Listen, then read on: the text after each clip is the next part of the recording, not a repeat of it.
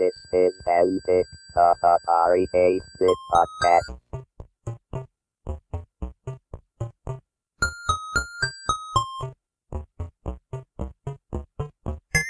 Nothing else. It got them a little excited about technology. I mean, they could see that they could actually make some things happen. This is an interview episode of Antic, the Atari 8-bit podcast. I'm Kevin Savitz. Greg Thrush published 2 programs through Atari Program Exchange, Stock Management and, with his wife Marian Dillashaw, WordGo. Stock Management first appeared in the fall 1982 APX catalog, where it won first prize in the Business and Financial Applications category. WordGo first appeared in the summer 1983 catalog. Here's the catalog entry for Stock Management. Recommended for ages 18 and up, written in BASIC. Do you have trouble organizing all your stock transaction receipts? With Stock Management, you record the information from your trade confirmation receipts once, and the program then takes care of all your record-keeping chores and also performs a variety of analyses. Stock Management is ideal for serious traders looking for an efficient way to monitor their transactions. The program is fast and enjoyable to use. A series of easy-to-follow menus and prompts guide you through entering and updating information for those transactions: buy, sell, dividends, stock splits, and non-taxable distributions. A system with 32K of computer memory can maintain as many as 150 transactions, including 100 different stocks with 30 listings of the same stock. A system with 40K of computer memory can handle 300 transactions. For each transaction, you record the stock, its symbol, the transaction type and date, the exchange, and the price, dividend, quantity, and commission or other expense involved. The program automatically updates your file whenever you add new or revised information, and you can then display or print several kinds of reports. For example, you can request an alphabetical listing by stock of all transactions in a file, the current status of your holdings, including the current value of each stock held and the total value of all stocks held, a summary of the transactions for a specific stock along with its equity, if currently held, or its profit or loss if sold, and a capital gains summary of transactions in a given year. With Stock Management, tracking your portfolio becomes a piece of cake. The author invites written questions and comments. Review comments. The program is transaction-oriented and simple to run. It supports a concise set of commands specifically geared for historical tracking of stock profiles. The user manual is very good. Requires Atari Basic Language Cartridge. Optional, Atari 825 80-column printer or Epson 80-column printer. Ordering information. It was available on diskette, required 32K of RAM, and cost $22.95. It was APX catalog number 20147. Here's the catalog entry for WordGo by Greg Thrush and Marian Dillashaw, recommended for ages 8 and up, written in BASIC. Build word skills by blending letter combinations on a game board. Scholars tell us that English has one of the richest vocabularies of any language because it has borrowed words and expressions from so many cultures. This is a great advantage for poets, but it makes it hard for children to build their language skills. They have to learn a wide variety of words and a system of spelling that doesn't seem to make sense. Traditionally, the only way to build vocabulary and spelling skills was by rote memory work. Now there's a captivating game, WordGo, that sharpens these essential skills. You choose one of 2 difficulty levels, and a grid of 16 boxes containing word endings such as ank or ick appears below one blend of initial consonants, such as th. Using your joystick controller, you position the cursor over one of the endings, ank for example, to form a word with the initial consonants above. If your choice becomes a word, thank, that box is outlined and you try again with a new word beginning. When you outline 4 boxes in a line, vertically, horizontally, or diagonally, you're rewarded. The more words you make and the faster you work, the more points you score. You can compete against your own high score or against your opponent's high score. You can multiply your score with double and triple intersecting lines. If you try to create words you're not sure of, you might surprise yourself by making a word that really exists. If you do, you can request a definition of the word you've made, not always the most ordinary definition. The authors invite comments and questions by mail and telephone. Review comments. WordGo is a fun way to build up vocabulary. Some of the words and definitions are surprising. Joystick use makes it easy for a child to play. Requires Atari Basic Language cartridge, 1 Atari joystick controller per player. Order information: it was available on diskette, required 40K of RAM, cost $24.95, and was APX catalog number 20212. This interview took place on March 4th, 2016. Tell me how you got interested in computers, how you found the Atari, sort of tell me the prehistory, if you would. I think I was into it because it was a game machine, but I'm not even positive about that. Maybe it was just because it was one of the first personal computers out, and I wanted some programs for it, and they didn't have what I wanted, so I decided to try to program it myself. Mm-hmm. So were you interested in charting stocks and doing stock market Correct. things? Yeah, I was doing a lot of investing at that time in the stock market, so I wanted something to track all that. First of all, did it do what you wanted? Did you corner the markets with your program and make $1 billion? No, I didn't corner the markets. No, but it helped me keep track of what was happening with the stocks at the time, for tax returns and so forth, any information like that. And it did help me keep track of what I had invested in the market, yes. Okay. So do you remember about when you submitted it to Atari Program Exchange and how that process went? Geez, I don't remember a lot about that other than it was just they offered anybody that had written programs at the time, they could submit them and they would review them to see if they would accept them. Sure. Did your program sell very well? Not real well, I guess I would say. Yeah. I didn't make a lot of money off of it. Let's put it that way. So. I'm just gonna look it up, see if it won any of the awards. They gave some awards sometimes. I don't think it did. So there was still more of a game machine at that time, so yeah, people were using it for games, and they were for personal computing. Right. Actually, it won first prize in the business and professional applications category. Oh, okay. So you probably got a prize of getting free Atari equipment. Yeah, I think I did. I vaguely remember that. Like I say, that's a long time. Yeah. All right, so that was the fall 1982 catalog, and then about a year later in the summer 1983 catalog, you and Marian did WordGo. Tell me about that. Well, she was an English teacher, and she was trying to find something to get her kids, interested and keep them involved for learning words or increasing their vocabulary. Mm-hmm. And at the time, I think it was her. Actually, she probably knows more about this than I do. But you put the words together with base, either suffixes or prefixes, and then the center part of the word, whatever that is, and you can join different ones to make different words. So that's basically what the idea was to come up with something to see if they could recognize how to make different words to increase their vocabulary. Okay, cool. And did she use that in her classroom? I don't think she ever did, because at the time where she was, they were using Apples more than they were Atari. So we tried to get it switched over to Apple, but we never were able to do that. Yeah. So did you actually, how was the collaboration on that? Did you both do the programming, or did No, I did the programming, and she did kind of help with the design of it and what it would do. Okay. Did it sell any better or worse than the stock management program? Do you remember? I don't remember. Yeah, I don't think it sold as well, but I don't remember. I'm not positive.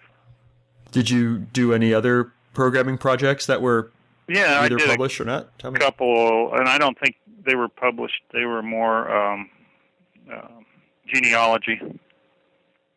Okay. I submitted them, but I don't think they went anywhere. So I sold those myself. Probably sold. I don't know how many of those I sold, but how did you sell them? Programming was getting better. Yeah. Did you sell them through like ads in magazines, or how did you get the word out? Yeah. I can't remember how I sold them. Yeah, I don't know. I was going to say internet, but I'm sure it wasn't very viable at that time. Probably not. WordGo was translated into a French version by Atari. Don't know if you knew that. Oh, was it? Yeah. I didn't know that. Yeah. When did they do that? Let's see. That says it was. It doesn't really say. Probably 82 or 83. Yeah, I didn't know that. I don't see any record online of your genealogy software. Did you? There's no chance you have a copy of that anymore, is there? I don't think so. Yeah, I don't know if I do. I don't think I do. I'd have to do some digging, but. If you find it, please let me know, because otherwise it looks like it might be lost to the sands of time. Okay. Yeah, I'll see what I can find. I'm really not sure. Yeah. Even where it was at the last. Yeah, but I'd done just a direct family tree, and then I had done another one that was what I call branches, where it's the more distant relatives. Cool. Cousins, second cousins, once removed. All that. So. Is Marian around so I can get her perspective on all this? Yeah, hang on. Thanks. Hello. Hi, how are you, Marian? I'm fine. Thank you. Good. My name's Kevin. I just interviewed Greg about the Atari programs that you guys created, and I wanted to see if you had any insight about, especially into WordGo, since that seems like that was created on your direction for your class. So, can you tell me the story? Yeah, it was.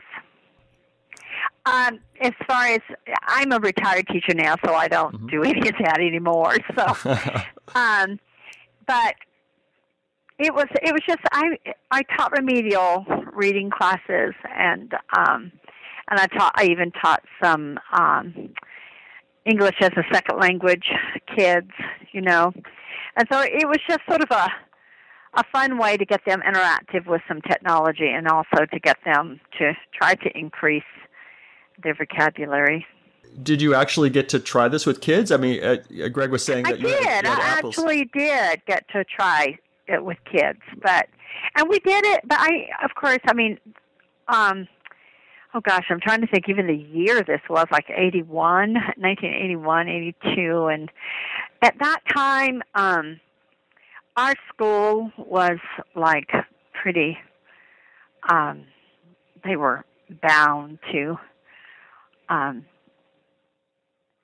don't know, more not Windows, but whatever it was. Apples or probably Apples more at the time. Yeah. Yeah. I don't know. It was, schools were just beginning to put technology into the classrooms at all. Sure. And I actually think that the computer I was using was an old one that nobody else wanted. They'd gone on to something else, and that's why I was able to use it in my reading lab, and it wasn't a very big lab. It was a very small one. So this was a federal program that I was teaching under at that time. Mm-hmm. So nice. So did you get any feedback from other teachers or parents who used the program? No, this was a very, very low income area of Colorado, and there was not much parental involvement. Sure. Do you know? I mean, there was not a high level. Let me put it this way. We shouldn't say that there was none, because there was some, but it was not an area of very high level parental involvement in their kids' education. Right. So, these particular kids were probably the very low, the very lowest ones, and they were not special ed by any means. I'm not trying to imply that. They just had. You could tell that within the homes, probably there was very little emphasis on education, and so they were pretty lacking in their vocabulary skills, their use of language, and all that, and especially use of language, English language for the ESL kids. So. Sure. Do you think that the program ended up helping your kids? I think it did. I mean, if nothing else, it got them a little excited about technology. I mean, they could see that they could actually make some things happen, so that was sort of fun for them. Cool. But then I got moved out of that program to another program, so I did not continue that. Okay. I want to clarify my question from before. When you were selling this program through Atari, did you get any feedback from teachers or parents out in the world who used it? I don't think any parents used it that I know of. I mean, most of the parents of these kids would not have had at that time computers in their home. Yeah. I can tell you that they would not have had that in their homes. Sure. At the time. So. All right. Have any other stories or memories of your Atari computer at the time? Do I have any stories? No, I don't really have any stories. I mean, it was sort of a fun time, and then unfortunately, then our school sort of even quit using Apples and went toward, Windows kind of machines. Sure. And that then they just got rid of all their Apple stuff pretty much. And then before I retired from that very same school district, like 26 and a half years later, they brought Apple computers back. Right. But to one lab only, and that was our graphic arts lab. They had a class in graphic arts at that time. So, and at that point, we had a whole lab full of Apple computers. So. Right. But Atari, I didn't even know Atari still existed. Well, there's a company called Atari now, but it's not really the same company. Oh, okay. Well, what does the new Atari company do? What do you they make games. They publish games, but they're not in the computers anymore. But there's still Atari games in the arcades, and they sell home games for PCs and things like that. Right. So, but cool. yeah, it was sort of an exciting time seeing some of that come on, and that. But I do think at that time, at least from my perspective, that where it was needed was probably with these kids who were so low skilled, and yet those were the very parents at that time who never could probably have afforded it at that time either. Right. Yeah. Because it was well above what they could afford. So. Sure. Anyway, but now, it seems like most homes have some type of technology in their homes. I mean, the kids certainly have all that at their fingertips, all those things. That's right. So. Yeah, a computer a phone or whatever that's way more powerful than that Atari ever was. So. Exactly. Which is wonderful. I'm glad. I'm happy about that. I will say, and you probably don't want to hear this, but as a developer of games and all that kind of stuff, but I really do wish that schools would get better at limiting what kids can and when they can use that within the educational setting, because it got to towards the end of my career that a lot of that became very, very disruptive too. And if you don't have strong leadership in a school, which we did not when I retired, there were no consequences for kids. Just totally, they wouldn't do anything in class. All they wanted to do was, they wouldn't let us take their cell phones away from them. They wouldn't. They would not support teachers if teachers tried to make it any kind of rule or guideline in their classroom that you can't have those out when we're trying to do other things. There were times that I actually asked them to get their phones out, because I wanted them to research something, And so the kids who were pretty responsible, they would do that without making it into something else other than what I intended for it to be, But right. So I don't know. I think it's great that they have it. I just wish the parents in their homes would teach kids to be a little bit more responsible about when you bring it out and use it. And but oh well, I don't have to deal with that anymore, and I am certainly happy about that. No longer your problem, right? No longer. So anyway, and it was never meant to discourage kids from using technology. It was meant more to keep them focused on what our goal was, for that lesson for the day, but that I don't know, that seems to not matter very much to many of them. So anyway. Well, thank you so much, Marian. Oh, you're so welcome. Thank you for calling. Yeah, can you put Greg back on for a minute? It's great. Great. Well, I'm about to. I just wanted to know if you had any other Atari stories or memories that you wanted to share before we finished up. Yeah, I don't think so. I can't think of anything. Okay. What do you do today? Are you an architect? Is that right? Oh, yeah, I'm an architect. I was at the time, too. It was a slow time, so I was doing some programming. I figured I could program some, so. Mm-hmm. And I was trying to get I think I started out with Atari thinking eventually it would do some type of drawing, but they never developed to that stage, so. Right. The resolution probably wasn't good enough to do architectural stuff. No, it wasn't. Yeah, the first one that was even close was the Macintosh, so. Yeah. Cool. Yeah. All right. Yeah. Are you guys actually using Ataris now, or there's just a blog for people that have them?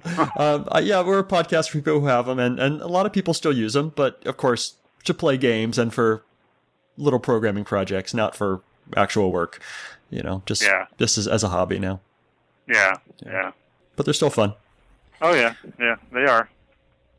Well, thank you so much for your time today. I appreciate it. You bet.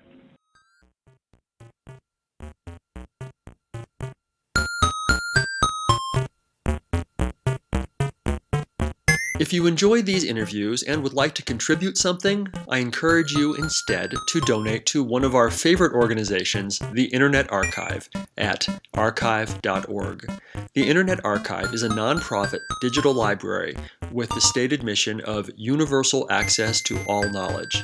They've done incredible things to preserve computer history, including hosting thousands of programs in an in-browser Atari emulator, creating the Wayback Machine, and offering full-page scans of countless Atari computer books and magazines. Make your tax-deductible contribution at archive.org/donate.